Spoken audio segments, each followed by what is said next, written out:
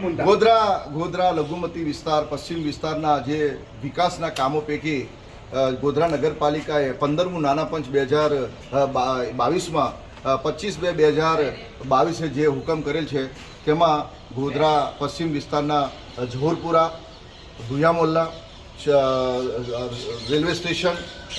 ત્યાંથી ડાકોર રોડ જે સિગ્નલ ફળે ગરનાળા સુધી, તેમજ કાલાભાઈ પેટ્રોલ પંપથી સાતપુર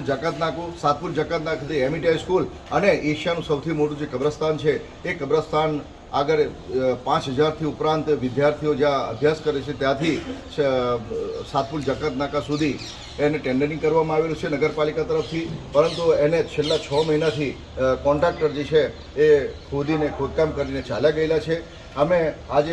આખા મુસ્લિમ સમાજ વતી તમામ લોકો અહીંયા પંચમહાલ જિલ્લાના કરમઠ અને કારેકુચર જિલ્લા કલેક્ટર સાહેબને અમે રજૂઆત કરવા માટે આવેલા. જિલ્લા કલેક્ટર સાહેબે આશ્વાસન આપ્યું છે કે એને ત્વરિતપણે એ કામ પૂર્ણ કરવામાં આવશે. આ ટેન્ડર 5.78% એબાવના ભાવથી 1,78,678 રૂપિયામાં એનું ટેન્ડરિંગ કરવામાં આવ્યું અને એ ટેન્ડરર જે કોન્ટ્રાક્ટર છે એ અધૂરું કામ છોડી અને ચાલ્યા ગયા છે. શેખ મજાવર રોડ ઉપર જે છે તમામ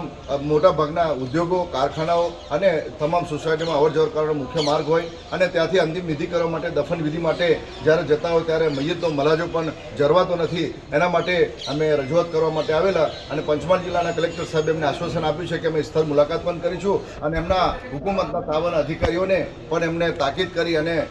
સમયસર કામ પૂર્ણ થશે એના માટે. રમજાની જુજારા, કારોબારી સદસ્ય, ગુજરાત પ્રદેશ ભારતીય જનતા પાર્ટી અને મુસ્લિમ સમાજના એક સદસ્ય.